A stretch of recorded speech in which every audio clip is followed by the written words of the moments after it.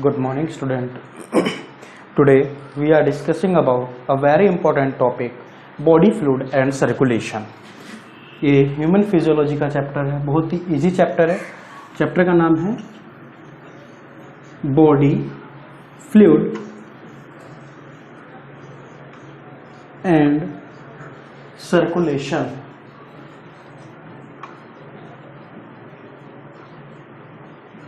Body fluid and circulation. अब इसमें क्या होता है कि अगर हम बात करते हैं, सबसे पहले हमें पता होना चाहिए कि सर्कुलेटरी सिस्टम क्या होता है.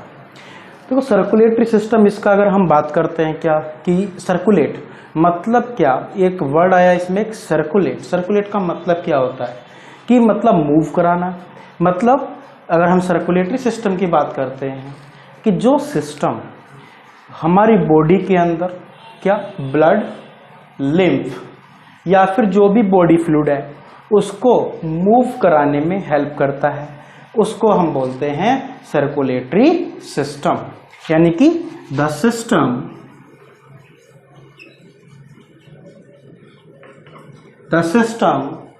That circulate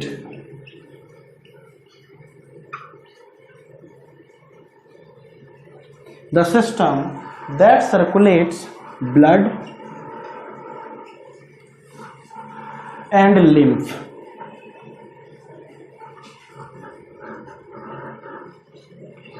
Blood and lymph through the body,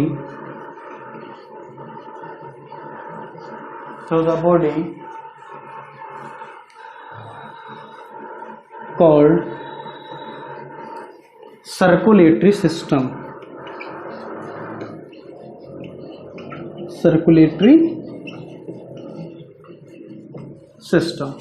अगर हम इसकी बात करते हैं, किसी से कंसिस्ट होता है, कंसिस्ट ऑफ या कंसिस्टिंग ऑफ, क्या क्या इसके कंपोनेंट हो जाएंगे, ये हार्ट,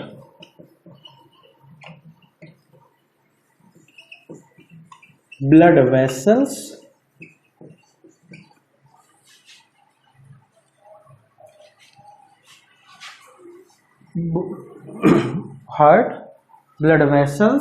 ब्लड और एक लास्ट कंपोनेंट है लिम्फ. ये इसके कंपोनेंट है किसके, सर्कुलेटरी सिस्टम के.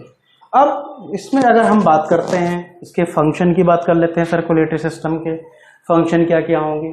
देखो, इसके फंक्शन में आएगा जैसे कि ट्रांसपोर्ट ऑफ न्यूट्रिएंट्स, जो डिफरेंट टाइप के न्यूट्रिएंट्स होते हैं, जैसे कि विटामिन्स हुआ, डाइजेस्टेड फूड है, उसको मूव कराने में हेल्प करेगा. ठीक है, फंक्शंस देख लेते हैं. एकदम सिंपल सा है, बोर्ड में पूछा जा सकता है. पहला फंक्शन है transport of nutrients.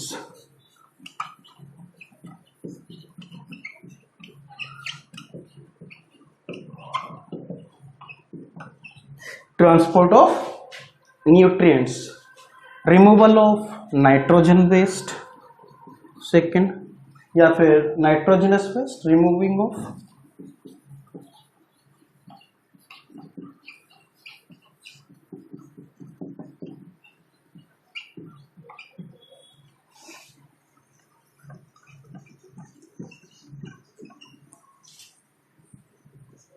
Nitrogenous wastage.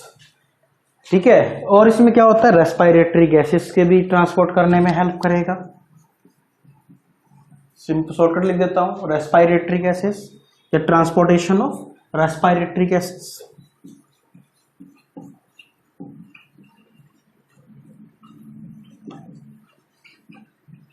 तो हमारी रेस्पिरेटरी गैसेस कौन कौन सी होती है, O2 एंड CO2.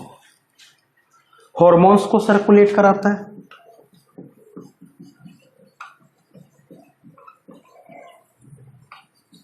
हॉर्मोन्स को सर्कुलेट कराएगा.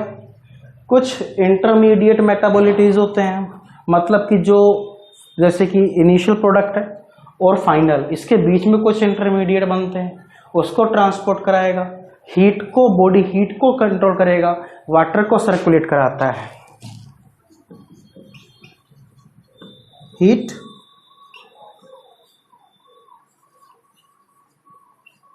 वाटर, तो ये इसके बेसिकली इसको फंक्शंस बहुत सारे हैं, हमने इतने डिस्कस किए। ठीक है, तो नोट डाउन करेंगे। अब इसके बाद हम चैप्टर स्टार्ट करते हैं इसका। ठीक है, इसके एकदम सिंपल सी बात है, हम इसके ब्लड वेसल्स, फिर ब्लड के पास जाएंगे, फिर उसके बाद हार्ट की इंटरनल एक्सटर्नल सब स्ट्रक्चर हमें पढ़नी है। तो अभी हम देखते हैं, सबसे पहले इसको चैप्टर को स्टार्ट करते हैं।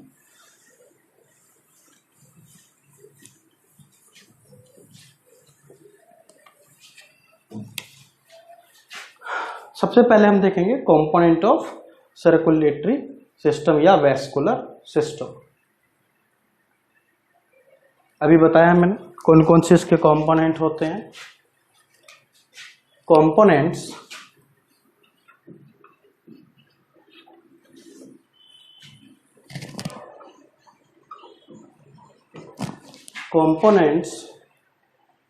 ऑफ ब्लड,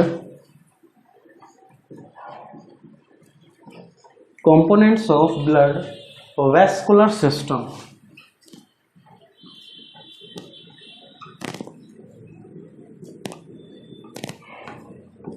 तो बेसिकली अगर हम बात करते हैं, जो ब्लड वैस्कुलर सिस्टम है, इसके तीन मेजर कंपोनेंट होते हैं। तीन मेजर कंपोनेंट कौन कौन से हैं अगर हम बात करते हैं, तो सबसे पहला कंपोनेंट, इसका मोस्ट इंपोर्टेंट कंपोनेंट होता है हार्ट, ब्लड वेसल्स,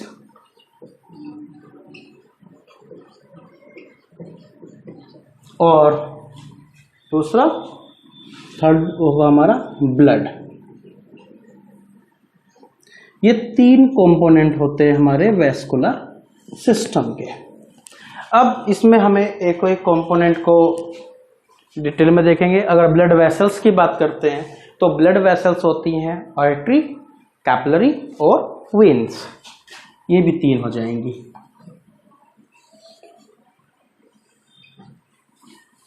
पहला कौन सा होगा, आर्टरी,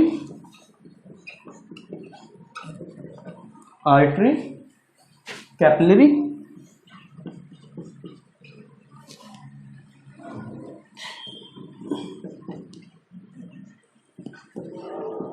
और वेन्स। ये तीन कंपोनेंट होते हैं। ब्लड वेसल्स मतलब तीन होती हैं। मैंने इसके जो इसका सीक्वेंस होता है कि जैसे कि इसमें आर्टरी में ऑक्सीजनेटेड ब्लड यानी कि ऑक्सीजन रिच ब्लड फ्लो करेगा। आर्टरी डिवाइड होती है जैसे कि arteriole, Meta arteriole, pre capillary, capillaries में कैपिलरी से गैसेस एक्सचेंज हुआ, उसके बाद वेन्स में कन्वर्ट हो जाती हैं। तो हमने उसी के ऑर्डर में हमने इसको लिखा है। ठीक है, और इसी के हम अगर बात करते हैं सीक्वेंस में हम पढ़ेंगे। अब सबसे पहले एक सबसे छोटा कंपोनेंट है इसमें ब्लड वेसल्स, उसको मैं डिटेल में बता देता हूँ, उसके बाद ब्लड और लास्ट में हार्ट पढ़ेंगे हम लोग। ठीक है, तो सबसे पहले मैं बता रहा हूँ आपको ब्लड वेसल्स के बारे में।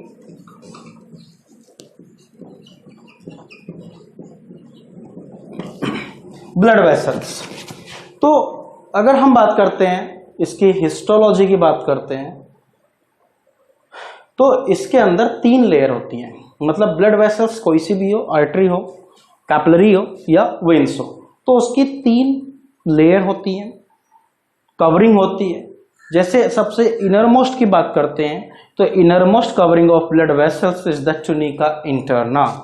मिडिल लेयर की बात करते हैं ट्यूनिका मीडिया, और सबसे बाहर की बात करते हैं तो ट्यूनिका एक्सटर्ना।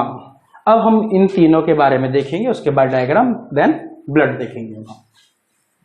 तो ब्लड वेसल्स में तीन लेयर, इसकी हिस्टोलॉजी के बारे में पढ़ लेते हैं। ब्लड वेसल्स की मतलब एनाटॉमी क्या है इसकी। ठीक है, थ्री लेयर है, tunica, tunica interna. Tunica interna जो होती है ये इनरमोस्ट लेयर होती है। लिख देता हूं मैं,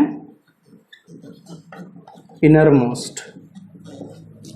देखो ट्यूनिका का मतलब होता है कवरिंग, ये ठीक है, और इंटरना का मतलब इनर मोस्ट।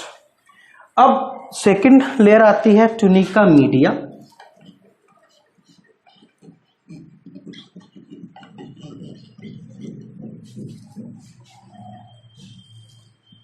ट्यूनिका मीडिया ये जो होती है ये मिडिल लेयर होती है या मिडिल कवरिंग होती है।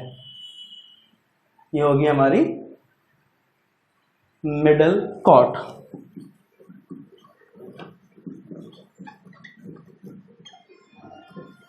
ये मिडिल लेयर है। और सबसे बाहर की ट्यूनिका एक्सटर्ना।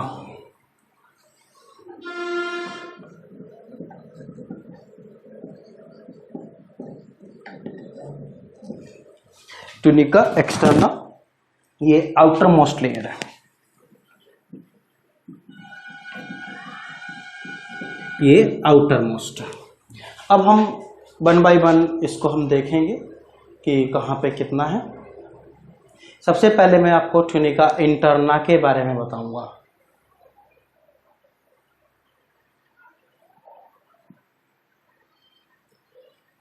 तो नोट करिए, इसको मैं इरेज कर देता हूं। ट्यूनिका इंटरना के बारे में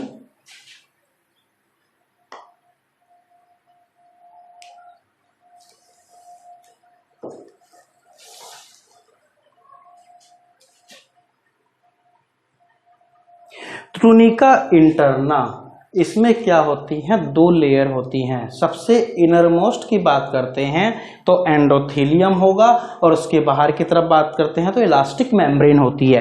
तो ट्यूनिका इंटरना की दो लेयर हैं। कौन कौन सी लेयर आएगी हमारी? सबसे पहला है एंडोथेलियम।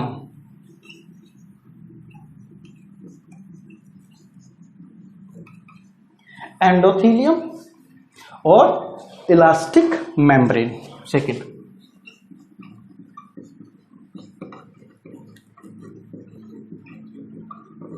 इलास्टिक मेम्ब्रेन, इलास्टिक मेम्ब्रेना भी बोल देते हैं कई बार। तो सबसे पहले अगर हम एंडोथेलियम की बात करते हैं, ये inner lining of flatted endothelial cell किसकी बनी होती है? ये इनर लाइनिंग जो होगी इसकी एंडोथेलियल सेल की बनी होती है, ठीक है। और अगर हम बात करते हैं ये जो लेयर है ये सबसे ज्यादा डेवलप होती है आर्टरी के अंदर। लिखेंगे inner lining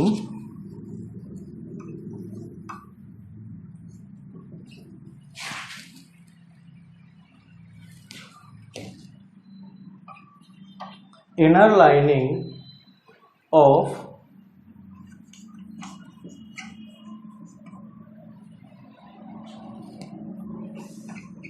flattened endothelial cell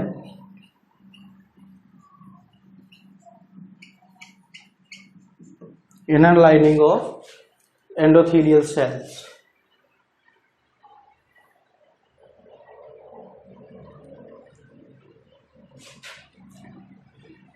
अब इसमें क्या होता है, ये क्वेश्चन पूछा जाता है कि एंडोथेलियल किसमें ज्यादा डेवलप होती है? मोर डेवलप इन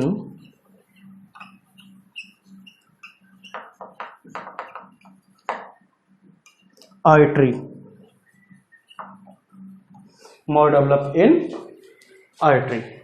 दूसरी है इलास्टिक मेम्ब्रेन, ये आउटर लेयर है formed of yellow fibrous tissue.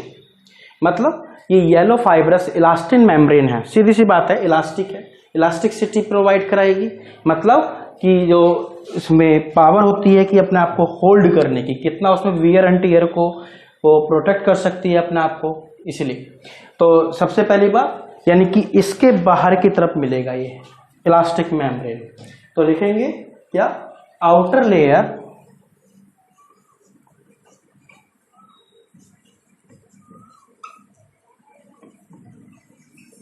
made up of yellow fibrous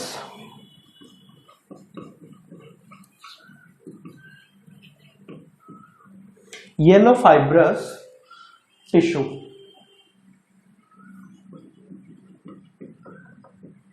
yellow fibrous tissue elastin protein है डेफिनेटली। हमें पढ़ा होगा आपने एनाटॉमी में, जब स्ट्रक्चरल ऑर्गेनाइजेशन इन एनिमल हम पढ़ते हैं तो उसमें आता है कनेक्टिव टिश्यू के अंदर कि कौन सा यहाँ पर कि जो व्हाइट फाइब्रस कनेक्टिव टिश्यू है उसमें कोलेजन होता है और येलो फाइब्रस कनेक्टिव टिश्यू में इलास्टिन प्रोटीन होती है। ठीक है, तो ये येलो फाइब्रस से बना हुआ है, इलास्टिन प्रोटीन है डेफिनेटली, तो इसको याद रखना, मैंने लिखा नहीं है यहाँ पर। और ये भी किस में होगा, मोर डेवलप इन आर्टरी, बस इतना याद रखना।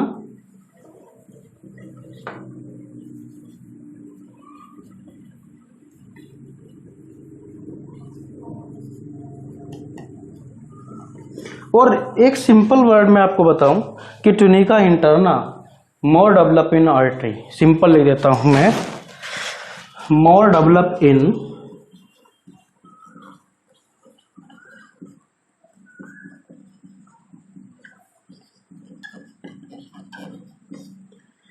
ये जो है अंदर की बात, ये बेसिकली जैसे कि एम्स हुआ आपका, उसमें पूछा जा सकता है, अदरवाइज नीट के लिए एकदम सिंपल क्वेश्चन बनता है कि which layer of blood vessels more develop in artery, तो ट्यूनिका इंटरना होती है। ट्यूनिका इंटरना बेसिकली आर्टरी में ज़्यादा डेवलप है, ऐसा नहीं है कि एक्सटर्ना डेवलप नहीं है, मीडिया नहीं है। तो अगर हम बात करते हैं ट्यूनिका इंटरना के बारे में ही बोला गया है कि ट्यूनिका इंटरना मोर डेवलप इन, ऑप्शन बनेगा जैसे कि आर्टरी, कैपिलरी और वेन्स, तो इसमें आपको ऑप्शन देना होगा artery, tunica interna more develop in artery. अब हम बात करते हैं ट्यूनिका मीडिया के बारे में। तो ट्यूनिका मीडिया जो होते हैं मिडिल लेयर होती है, ठीक है। तो ये जो बनी होती है ट्यूनिका मीडिया, ये स्मूथ मसल फाइबर से बनी होती है और इसमें भी क्या होता है, इलास्टिक फाइबर होते हैं और more develop in artery. Tunica media made up of smooth muscle fibre,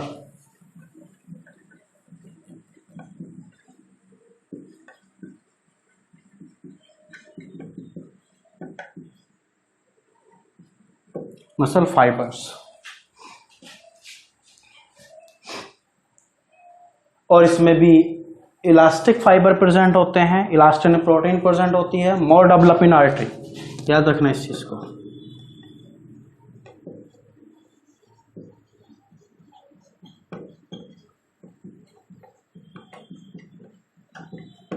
more develop in artery.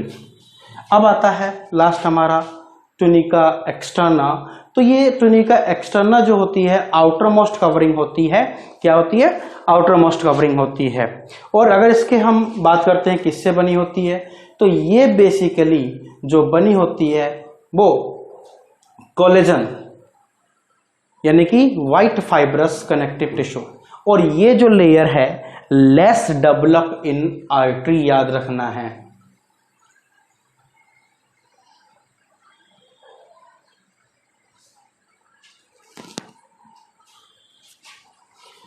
लिख देता हूं, आउटर मोस्ट लेयर हमने लिख दिया है फॉर्म्ड ऑफ या मेड अप ऑफ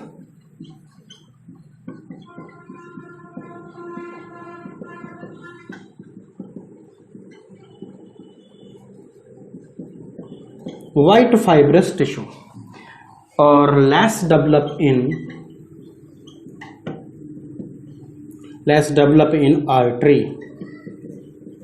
तो डेफिनेटली ज्यादा किस में डेवलप होगी, वेन में।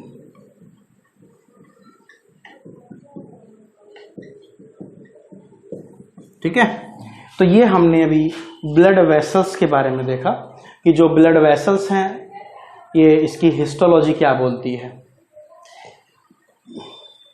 आगे समझ में, तो देखो ब्लड वेसल्स में क्या होता है, यानी कि टिश्यू कौन कौन से प्रेजेंट हैं। बेसिकली अगर हमने देखा होगा यहाँ पर कोलेजन यानी कि हमारे कनेक्टिव टिश्यू प्रेजेंट है, और जो एंडोथीलियम है इसकी इनर लाइनिंग पे सिंपल स्क्वैमस एपिथेलियम प्रेजेंट होता है। स्क्वैमस एपिथेलियम मतलब कि जहां पर ब्लड उनकी जो सेलुलर एक्टिविटी होती है वो बिल्कुल कम होती है, क्यों कि जिससे आगे क्या हो कि वो अगर हम बेसिकली क्या होता है कि जो भी टिश्यू कहीं पर प्रेजेंट हो तो उसका एक पर्पस होता है कि वहाँ पर वो टिश्यू क्यों प्रेजेंट है। वो इसलिए प्रेजेंट होता है, देखो ब्लड वेसल्स के अंदर, ये हमारी ब्लड वेसल्स है, इसके अंदर ब्लड है और वो क्या लेके जा रहा है, फूड है, न्यूट्रिएंट्स, O2 है, यानी कि जितने भी यूजफुल प्रोडक्ट हैं वो सप्लाई कर रहा है। अगर इसकी जो सेल हैं यहाँ पर वो एक्टिव हो जाएंगी तो क्या होगा कि जो भी ब्लड वेसल्स न्यूट्रिएंट्स को सप्लाई, न्यूट्रिएंट्स को ट्रांसपोर्ट कर रही है तो वो न्यूट्रिएंट्स ये ब्लड वेसल्स खुद यूज कर लेगी। जब खुद यूज कर लेगी तो जो अदर बॉडी पार्ट्स है वहां तक इनकी सप्लाई लेस हो जाएगी। ठीक है, तो इसीलिए क्या होता है यहाँ पर जो सबसे इनर मोस्ट लाइनिंग होती है तो वो मेडअप होती है सिंपल स्क्वैमस एपिथेलियम की। ठीक है, सिंपल स्क्वैमस एपिथेलियम। क्यों? उनकी बहुत ही कम इंटरसेलुलर एक्टिविटी होती है। अब यहाँ पर क्वेश्चन एक बनता है कि जब ब्लड वेसल्स न्यूट्रिएंट्स को सप्लाई कर रहे हैं पूरी बॉडी में, खुद यहाँ पर यूज कर नहीं सकती, तो न्यूट्रिएंट्स जो है मतलब जो ब्लड वेसल्स का न्यूट्रिशन वो कहाँ से आता है, तो जो ब्लड वेसल्स है उनका न्यूट्रिशन के लिए एक अलग से सिस्टम होता है। यानी कि जो न्यूट्रिएंट्स जो किसको न्यूट्रिशन प्रोवाइड कराएगा, ब्लड वेसल्स को, तो उस सिस्टम का नाम होता है वासा वेरोसम। वासा वेरोसम supply nutrients to blood vessels, वासा वेरोसम, याद रखना वासा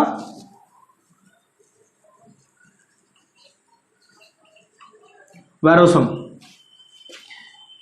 वासा वेरोसम बहुत इंपॉर्टेंट है, इसका एक क्वेश्चन भी दिया हुआ है ऑब्जेक्टिव दिनेश में, एलन वगैरह के मॉड्यूल में भी है।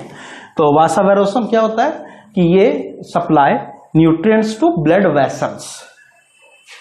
अब मैं आपको इसका सीक्वेंस बता देता हूं ब्लड वेसल्स का किस तरीके से होता है, नोट डाउन कर लीजिएगा।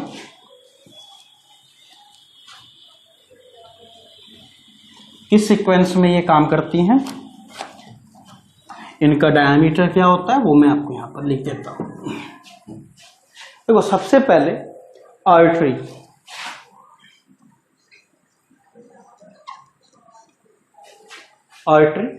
आर्टरी में बेसिकली क्या होगा, उसका डायमीटर 500 माइक्रोन है। आर्टरी डिवाइड हो जाती है किसमें, आर्ट्रियोल में।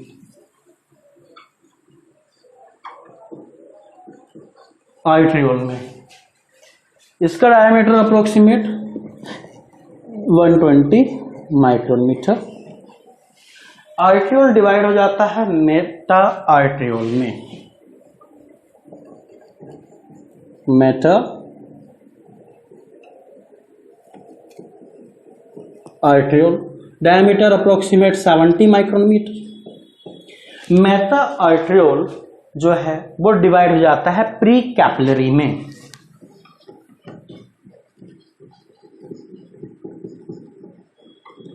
प्री कैपिलरी में इसका diameter approximate 40। Pre capillary divide हो जाती हैं किसमें, एट्रियल कैपिलरी या कैपिलरीज में। Diameter approximate 10 micrometer. ठीक है, कम होता गया। इसके बाद गैसियस एक्सचेंज हुआ यहां पर।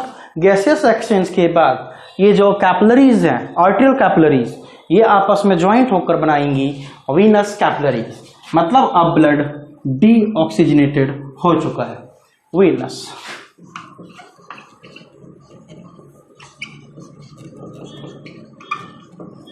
इसका diameter approximate 30 micrometer. Venous capillaries आपस में कंबाइन होकर बनाती हैं वैन्यूल।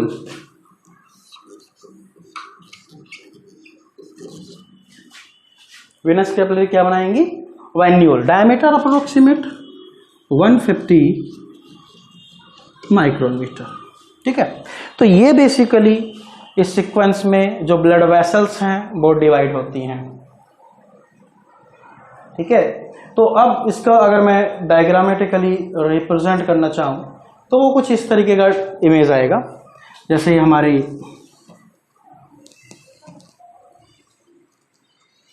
आर्ट्रियोल। आर्ट्रियोल डिवाइड हो जाएगा,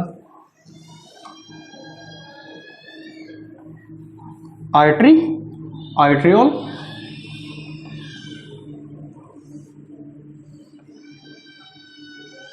मेटा आर्ट्रियोल। मेटा आर्ट्रियोल किस में डिवाइड हो जाएगा? प्री कैपिलरी में।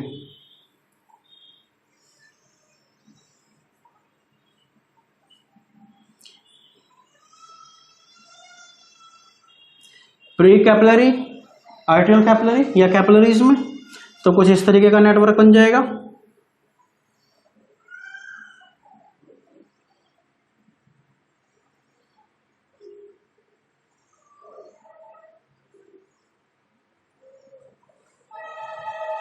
कैपिलरी, फिर ये आपस में कंबाइन हो जाएंगे इधर, वेनस कैपिलरी, और फाइनली वेन का फॉर्मेशन हो जाएगा। तो इस तरीके का ये सीक्वेंस चलता रहता है आगे। अब हम यहाँ पर देखेंगे क्या कि आगे हम ब्लड के बारे में पढ़ेंगे कि ब्लड एक्चुअली क्या होता है, क्या कॉम्पोजिशन होता है। ये हमारा एकदम बेसिक चीज़ था, इसमें कोई ऐसा चीज़ नहीं है कि कोई प्रॉब्लम आए।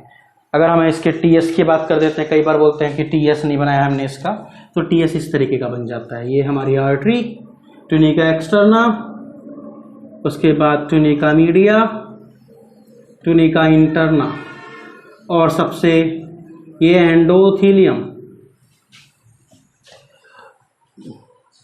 एंडोथेलियम, बस इतना ध्यान रखना कि जो आर्टरी है, आर्टरी में ट्यूनिका एक्सटर्ना को लेस डेवलप बताना। ये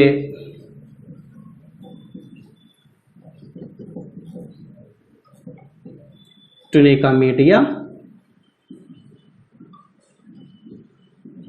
और ये ट्यूनिका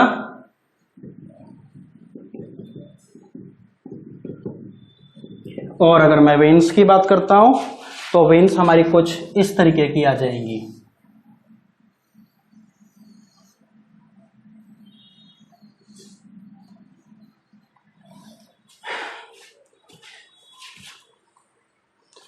ल्यूमन भी वाइड होता है इसका, tunica externa, tunica media, tunica interna, बीच में ल्यूमन है। तो ऐसा कुछ टीएस हो जाएगा वेन्स। अब हम देखते हैं यहां पर ब्लड क्या होता है, नोट कीजिए।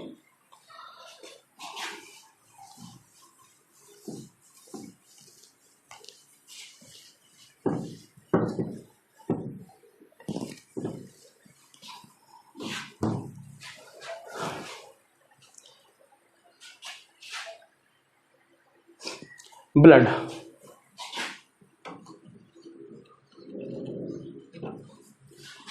ब्लड सबसे पहले अगर हम बात करते हैं, बचपन से इस क्वेश्चन को पढ़ते आते हैं, what is the function of the blood, कि ब्लड के क्या फंक्शन होते हैं। तो हमें पता है ब्लड के क्या क्या फंक्शन होते हैं, कि transport of the gases, control body temperature, जो बेसिकली हमने सर्कुलेटरी सिस्टम के फंक्शंस पढ़े, most of the functions are blood.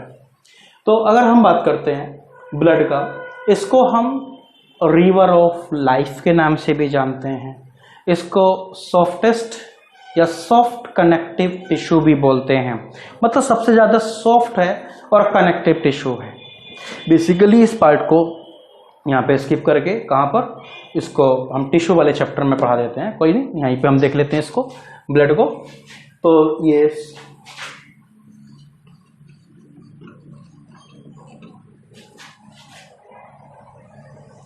Softest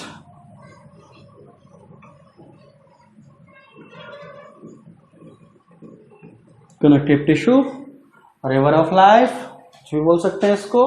अगर हम इसके पीएच की बात कर लेते हैं, क्वेश्चन यहां से बनता है, पीएच ऑफ ब्लड 7.4, कितना होता है 7.4।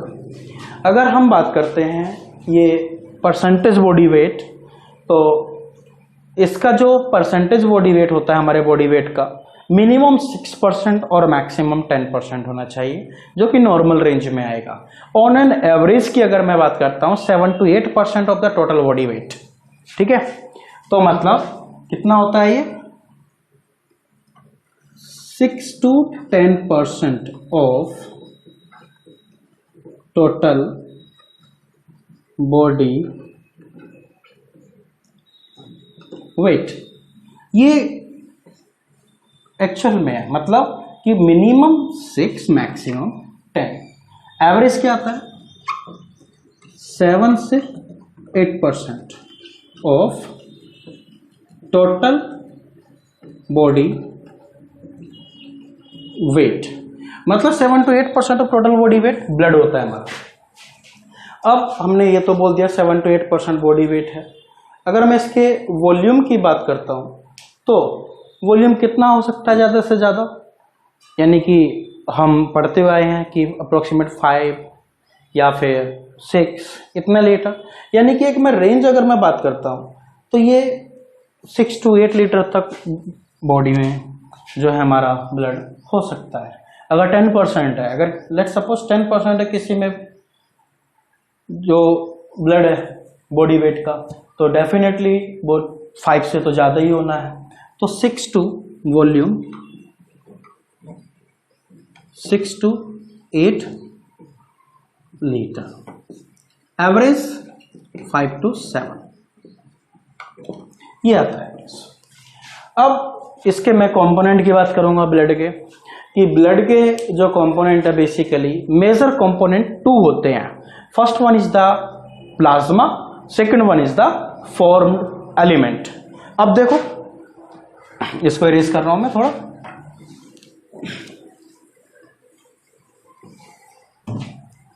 ये blood,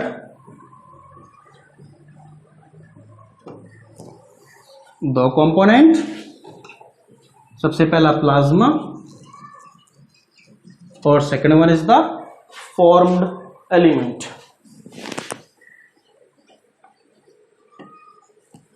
formed element, formed element. अब अगर हम बात करते हैं क्या इसमें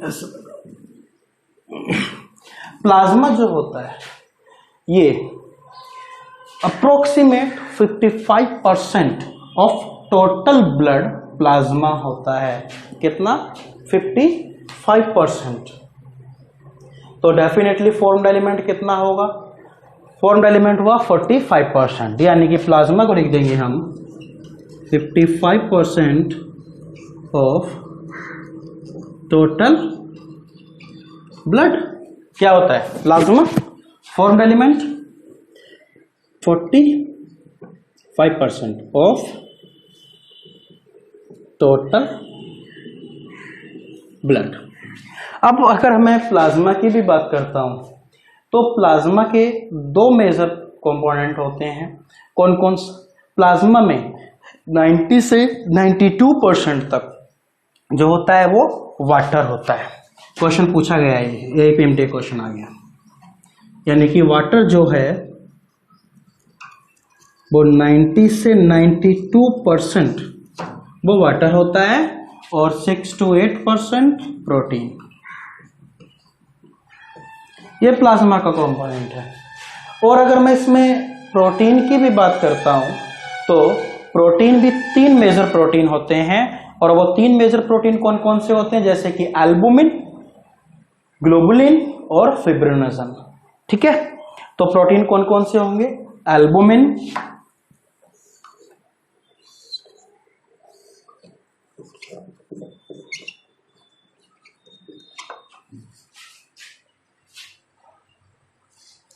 एल्बुमिन ये अप्रोक्सीमेट 4% होता है। कभी पूछा नहीं गया, मेजर प्रोटीन है एल्बुमिन। इसका फंक्शन होता है इट कंट्रोल ऑस्मोटिक बैलेंस, मतलब हमारी बॉडी के अंदर जो फ्लूइड है, आयंस हैं, उनको कंट्रोल करने का काम करता है एल्बुमिन प्रोटीन, मतलब ऑस्मोटिक बैलेंस।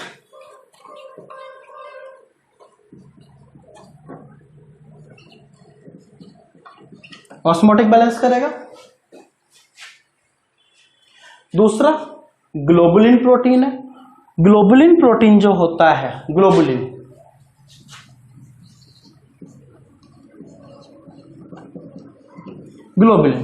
ये अप्रोक्सीमेट 2.5% जो भी प्रोटीन है उसका 2.5% ग्लोबुलिन प्रोटीन होता है। ये हेल्प करता है बॉडी डिफेंस मैकेनिज्म में। जैसे कि आप 12th में देखेंगे क्या कि ग्लोबुलिन प्रोटीन आईजी, इम्यूनोग्लोबुलिन, तो ये जितनी भी, अगर मैं प्लाज्मा प्रोटीन की बात करता हूं, ये जो फॉर्म्ड होती हैं वो लीवर के अंदर होती हैं, ध्यान रखना, फॉर्म्ड बाय लीवर फॉर्म करेगा इसको। तो किस में हेल्प कर रहा है ग्लोबुलिन? बॉडी डिफेंस, इसमें हेल्प कर रहा है बॉडी डिफेंस में। और लास्ट प्रोटीन होता है फिब्रिनोजन।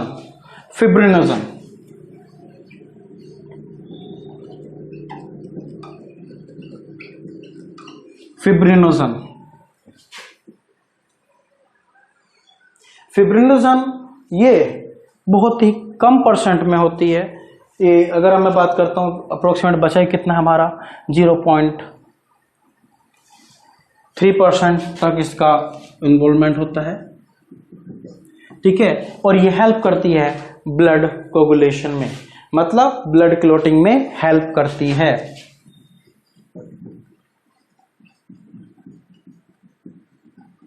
ब्लड क्लॉटिंग में हेल्प करेगी, ठीक है। अब क्या होता है इसमें प्लाज्मा के अंदर अप्रोक्सीमेट 0.1 से 1% तक बहुत सारे जो मिनरल्स होते हैं, आयंस होते हैं, वो प्रेजेंट होते हैं। इनऑर्गेनिक सॉल्ट होता है, उसका कंपोजिशन होता है कितना, यानी कि लिख देता हूं मैं 0.1 to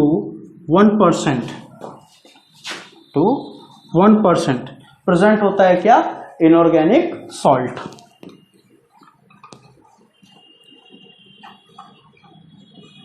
इनऑर्गेनिक सॉल्ट यानी कौन कौन सा, जैसे कि sodium ion, potassium ion, magnesium ion, calcium ion, iron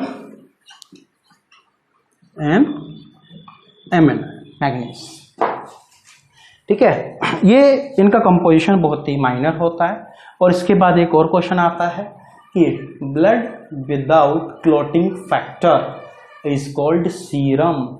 मतलब अगर हम ब्लड में से फिब्रिनोजन प्रोटीन को रिमूव कर देंगे जो कि ब्लड क्लॉटिंग में हेल्प कर रही है, ठीक है, तो उसको हम बोलते हैं क्या, सीरम। यानी कि ब्लड विदाउट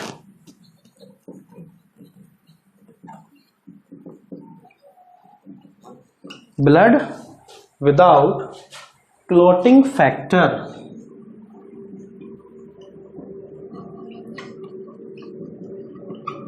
कॉल्ड सीरम। ये आपका जब चैप्टर स्टार्ट होता है तो जहां पर प्लाज्मा कंपोनेंट है उसकी लास्ट लाइन का लास्ट पैराग्राफ यही है कि blood without clotting factor is called serum. NCERT की लाइन है, इंपॉर्टेंट है, क्वेश्चन यहां से पूछा जाता है, ठीक है। अब मैं आपको बताऊंगा फॉर्म्ड एलिमेंट कौन कौन से होते हैं, इसको नोट डाउन कर लीजिए। कि फॉर्म्ड एलिमेंट में बेसिकली, इसको नोट डाउन कीजिए, फॉर्म्ड एलिमेंट को डिटेल में देखेंगे।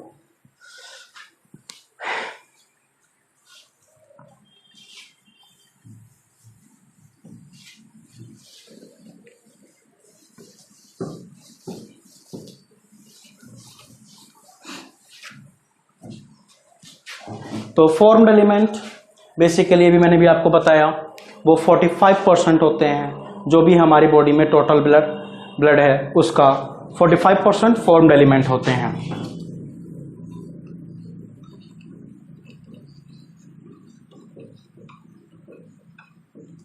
फॉर्म्ड एलिमेंट बताया था 45% ऑफ टोटल ब्लड। अब इसमें क्या क्या होता है, देखो फॉर्म्ड एलिमेंट के अंदर बेसिकली 3 कंपोनेंट आएंगे। पहले तो एरिथ्रोसाइट यानी कि RBC, leucocyte that is the WBC, and thrombocyte जिसको हम प्लेटलेट्स बोलते हैं। तो मतलब एरिथ्रोसाइट,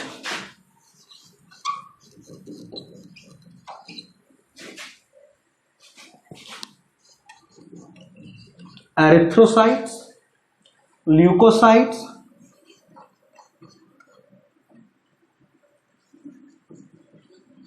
और थ्रोम्बोसाइट्स।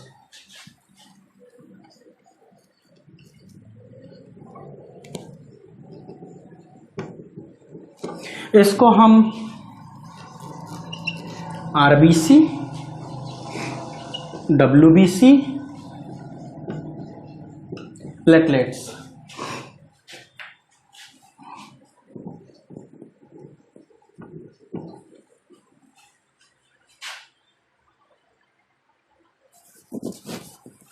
प्लेटलेट्स बोलते हैं।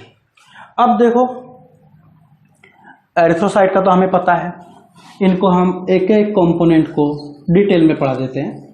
डिटेल में देखेंगे हम इसको, एरिथ्रोसाइट को, जिसको हम रेड ब्लड कॉर्पस्कल्स बोलते हैं। देखो एक चीज याद रखना कि जो एरिथ्रोसाइट है यानी कि आरबीसी, इसको मैंने रेड ब्लड कॉर्पस्कल्स बोला, इसको व्हाइट ब्लड कॉर्पस्कल्स बोलते हैं, और ये थ्रोम्बोसाइट को प्लेटलेट्स बोलते हैं।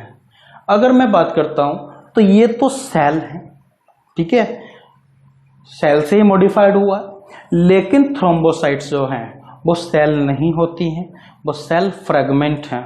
सेल फ्रेगमेंट जो ब्लड क्लॉटिंग में हेल्प करेंगे, प्लेटलेट्स, ठीक है। तो मैं सबसे पहले एरिथ्रोसाइट के बारे में बता रहा हूं। Erythrocyte,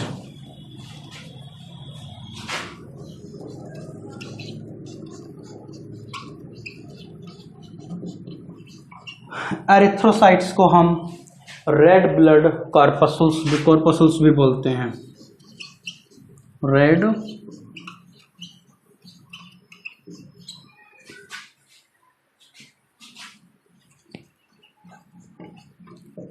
blood corpuscles. अब रेड ब्लड कॉर्पस्कल्स तो हमने बोल दिया।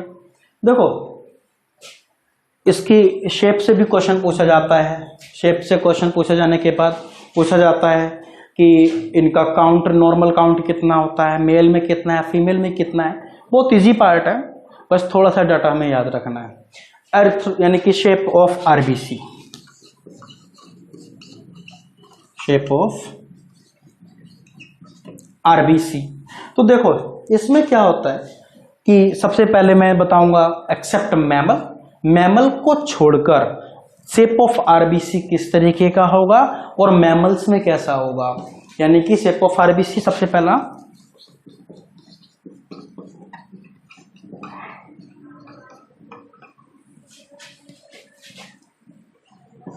Accept mammal, except of mammal.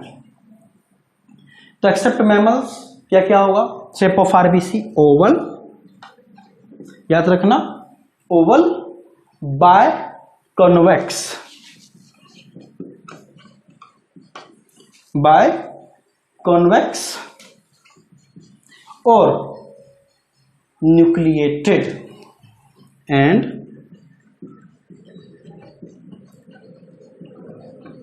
Nucleated. तो मतलब मैमल को छोड़कर शेप ऑफ आरबीसी, यानी कि मैमल को छोड़ दिया मैंने, कौन कौन सा बचा हमारा, एव्स बचा, पेसिस बचा और रेप्टाइल्स बचा, ठीक है। तो उसके अंदर oval, biconvex and nucleated RBC होता है। और मैं मैमल्स की बात करता हूं,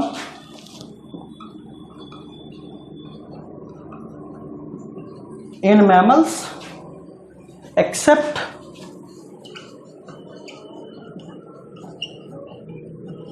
camel and Lama,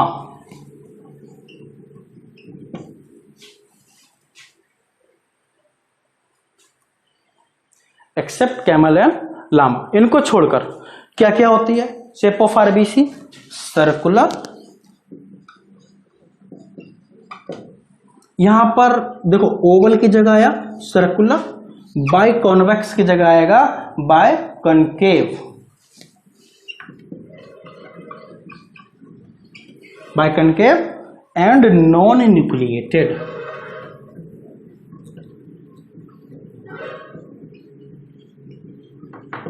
non nucleated मतलब क्या हुआ कि देखो एरिथ्रोसाइट की जो शेप होती है वो मैमल को छोड़कर जो होगा ओवल, बाइकन्वेक्स और न्यूक्लिएटेड, इधर circular, biconcave and non nucleated. ध्यान रखना बाइकनकेव इसलिए होती है जिससे ज्यादा से ज्यादा हीमोग्लोबिन प्रेजेंट हो, ऑक्सीजन मॉलिक्यूल को कैरी कर सके, इसलिए इसमें बाइकनकेव है क्योंकि सरफेस एरिया इंक्रीज हो जाएगा। ठीक है।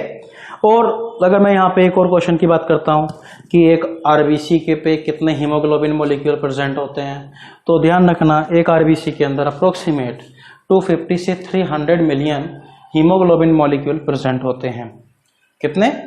250 से लेकर 300 मिलियन हीमोग्लोबिन मॉलिक्यूल प्रेजेंट होता है जो कि ऑक्सीजन को ट्रांसपोर्ट कराएगा। और क्या होता है मतलब एक रफली ऐसी मैं आइडिया बता रहा हूं आपको कि जो एक आरबीसी है अपने लाइफ स्पैन में 120 डेज का इसका लाइफ स्पैन होता है, बताऊंगा मैं आपको। तो ये अपने लाइफ स्पैन में अप्रोक्सीमेट 2 बिलियन ऑक्सीजन मॉलिक्यूल को ट्रांसपोर्ट करती है अपने पूरे लाइफ स्पैन में 120 डेज में। कितना? 2 बिलियन। अब मैं इसके काउंट की बात करता हूं, नॉर्मल काउंट कितना होता है। तो इसका देखो मोस्ट अबेंडेंट ब्लड कार्पसल्स होती हैं, इनका जो नंबर काउंट होता है वो होता है अप्रोक्सीमेट 4.5 से लेकर 5.5 मिलियन पर क्यूबिक mm ऑफ ब्लड। ठीक है। तो नॉर्मल काउंट की बात कर लेते हैं इसका।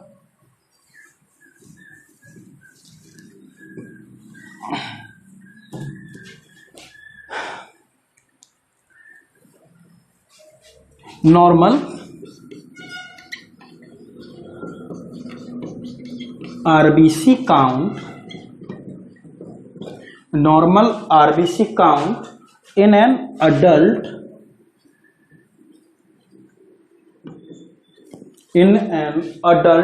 human male, मैं मेल और फीमेल दोनों की बताऊंगा। इन अडल्ट ह्यूमन मेल तो वो होता है अप्रोक्सीमेट 5 से लेकर 5.5 मिलियन पर क्यूबिक mm ऑफ ब्लड, यानी कि मिलीमीटर।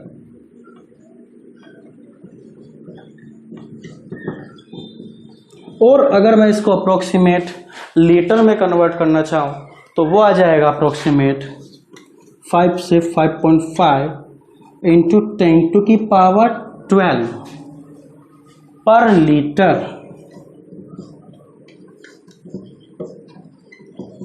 Of blood. ये मेल के अंदर है। फीमेल के अंदर अगर हम बात करते हैं तो बिल्कुल सेम है, वो उनके अंदर 4.5 से 5.0 रहेगा इन फीमेल। फीमेल के अंदर कितना काउंट होगा? 4.5 टू 5.0 मिलियन पर क्यूबिक mm ऑफ ब्लड। ये फीमेल का आरबीसी काउंट होता है।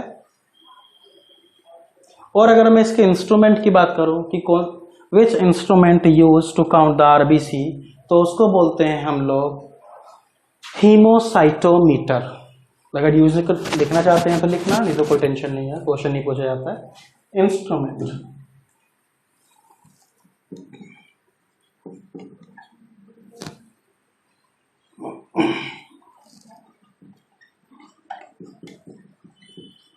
यूज्ड कौन सा होता है?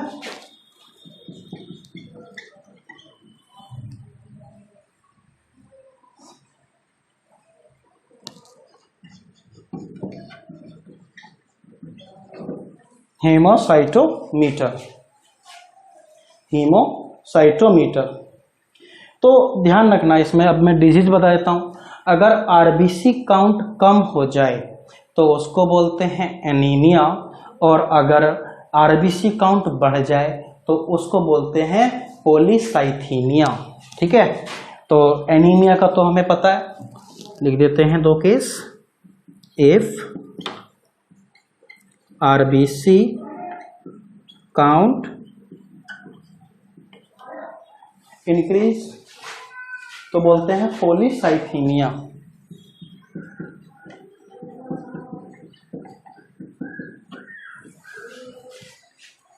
पॉलीसाइथीमिया। और इफ आरबीसी काउंट डिक्रीज उसको बोलते हैं हम लोग एनीमिया। एनीमिया। अगर मैं कलर की बात करता हूं, अब इसका जो कलर ऑफ आरबीसी है, ये हमने पढ़ा है कि बेसिकली ये रेड कलर की दिखाई देती है। क्यों दिखाई देती है? क्योंकि इसके साइटोप्लाज्म में क्या होता है, iron containing pigment haemoglobin present होता है। क्या प्रेजेंट होता है? हीमोग्लोबिन। ठीक है, इसकी वजह से इसका कलर जो होता है वो रेड कलर होता है। लेकिन अगर मैं एक सिंगल आरबीसी को देखूंगा तो वो येलो कलर की दिखाई देती है। मतलब अगर मैं सिंगल आरबीसी का कलर देखना चाहूंगा तो वो येलो कलर होगा, लेकिन जब हम उसको बल्क में देखते हैं तो वो होता है red colour.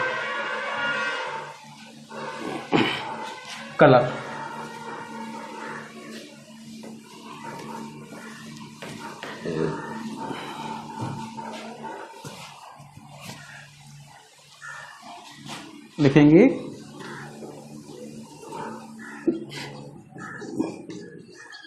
It's appear red due to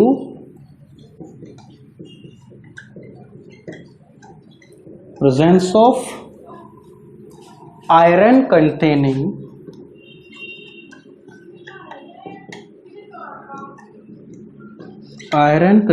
pigment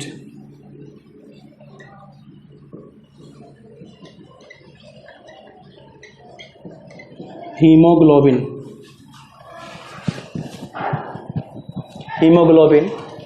in their cytoplasm।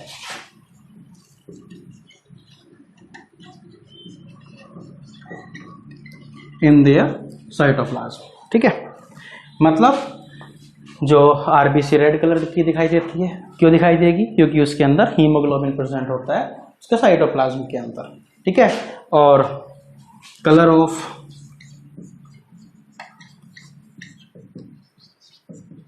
Single RBC, colour of single RBC तो वो होता है येलो। याद रखना इस चीज को, ये क्वेश्चन भी पूछा जा सकता है। Colour of single RBC yellow. अब हमने इसका कलर देख लिया, और इसमें इसका लाइफ स्पैन मैंने आपको बताया 120 डेज होता है।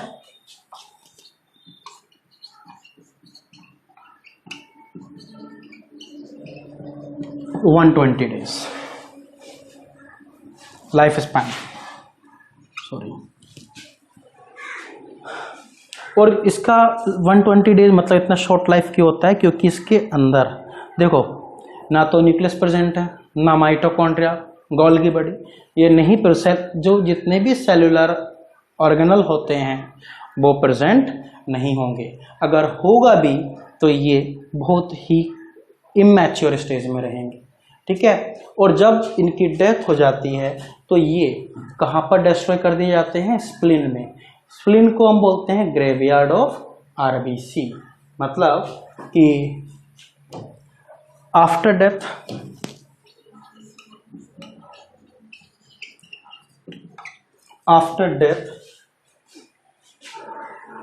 Erythrocyte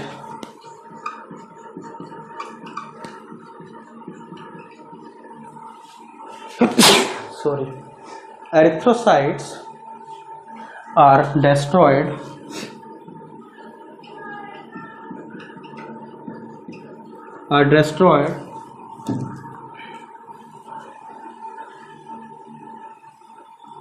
by spleen। ठीक है। इसको स्प्लीन और लीवर दोनों ही डिस्ट्रॉय करते हैं, ठीक है। बेसिकली स्प्लीन में सबसे पहले जाएंगे, जहाँ से उसका प्रोटीनस और नॉन प्रोटीनस पार्ट अलग होगा, ठीक है। और इसको बोलते हैं ग्रेवियार्ड, स्प्लीन को ग्रेवियार्ड ऑफ आरबीसी।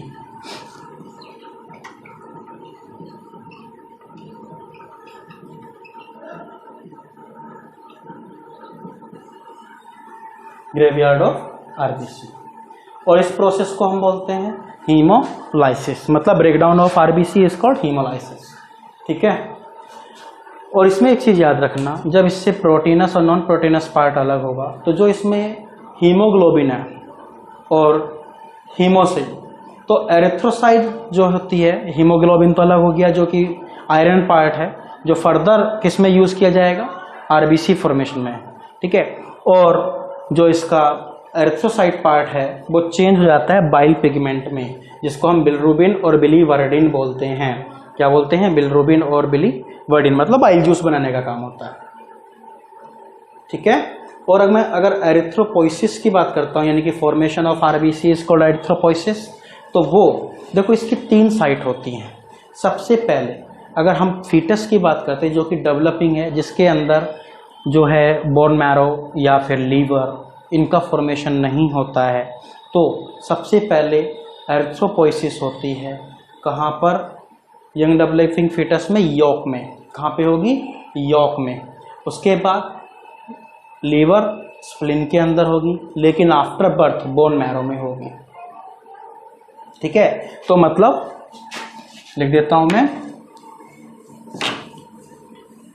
3 साइट होती हैं हमारी ह्यूमन बॉडी के अंदर, ठीक है। Formation of RBC,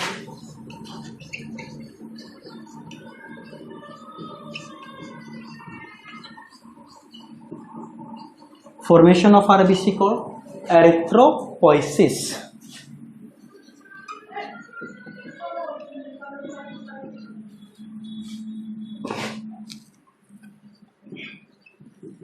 erythropoiesis. तो अब देखो क्या होता है in developing foetus, in developing foetus कहां पे होगी? यॉक में या यॉक सैक, देख सकते हैं। मतलब जब तक उसकी बॉडी में क्या होगा, स्प्लीन, हार्ट, लीवर नहीं होगा उसके बाद, ठीक है। और yolk sac initial, later on कहां पे होगा? लीवर एंड स्प्लीन,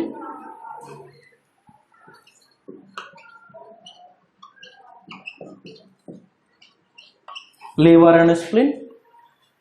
और आफ्टर बर्थ, ठीक है, after birth till death bone marrow.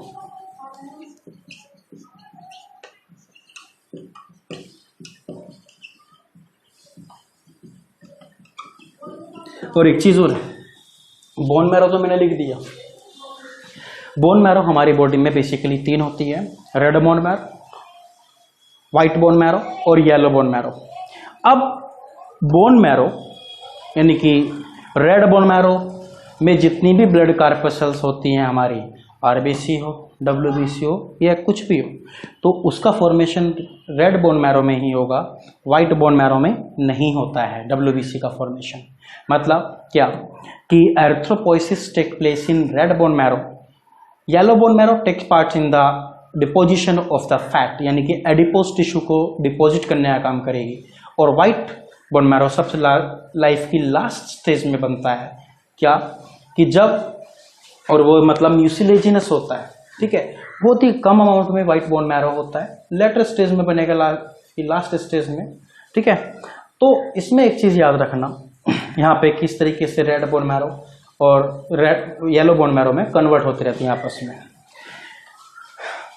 देखो हमने 3 टॉपिक पढ़े होंगे, डिफरेंशिएशन, डी डिफरेंशिएशन और रीडिफरेंशिएशन। देखो डिफरेंशिएशन का मतलब होता है when a meristematic cell lose their dividing capacity and perform their permanent function is called differentiation, ठीक है। मतलब जब कोई सेल अपना डिवीजन कैपेबिलिटी को लूज करके अपना परमानेंट फंक्शन परफॉर्म करती है तो उसको हम बोलते हैं डिफरेंशिएशन।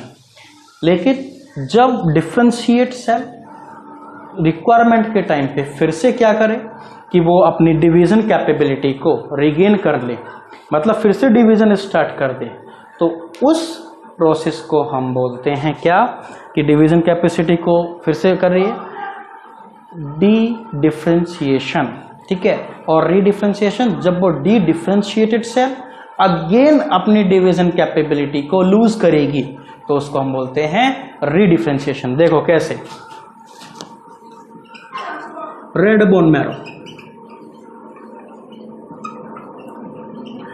आरबीसी बना रही है, जो भी बंदा है एकदम नॉर्मल है, कोई टेंशन नहीं है, लाइफ उसकी अच्छी से चल रही है।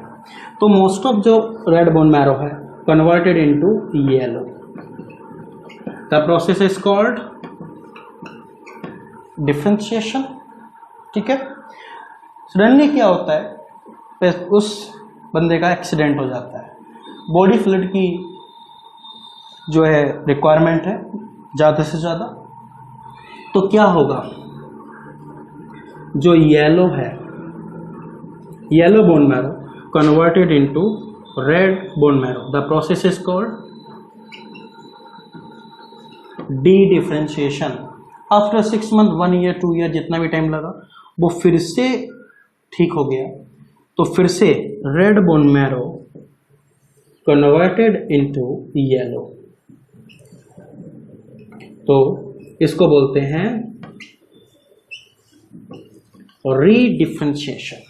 ये तीनों वर्ड याद रखना, ये यहीं पे तीनों एक्सप्लेन हो जाते हैं।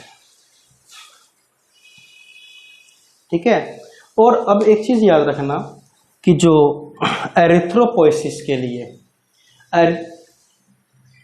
एरिथ्रोपोइसिस यानी कि फॉर्मेशन ऑफ आरबीसी, या हीमोपोइसिस, हीमोपोइसिस मतलब हीमोग्लोबिन का जो फॉर्मेशन है, haemopoiesis is controlled by iron and protein. ठीक है, मतलब हीमोपोइसिस को कौन कंट्रोल करेगा, लिख देता हूं, एक बड़ा अच्छा क्वेश्चन बनेगा यहां से, ये अभी आपका एनटीएससी में भी पूछा गया है। ठीक है, haemopoiesis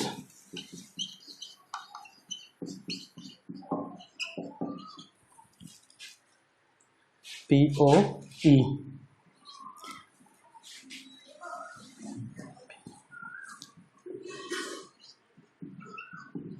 hemopoiesis is controlled by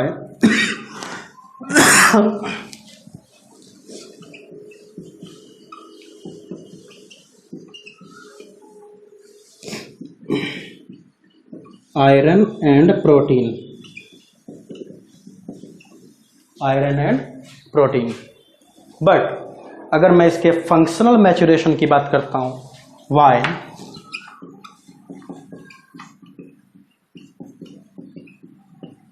functional maturation, why functional maturation of RBC is controlled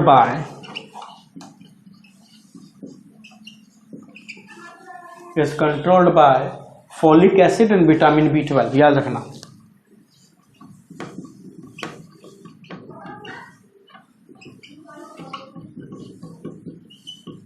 ये क्वेश्चन पूछा गया है कि which is required for the functional maturation of RBC, तो folic acid and vitamin B12, और हीमोपोइसिस को कौन कंट्रोल कर रहा है, आयरन एंड प्रोटीन।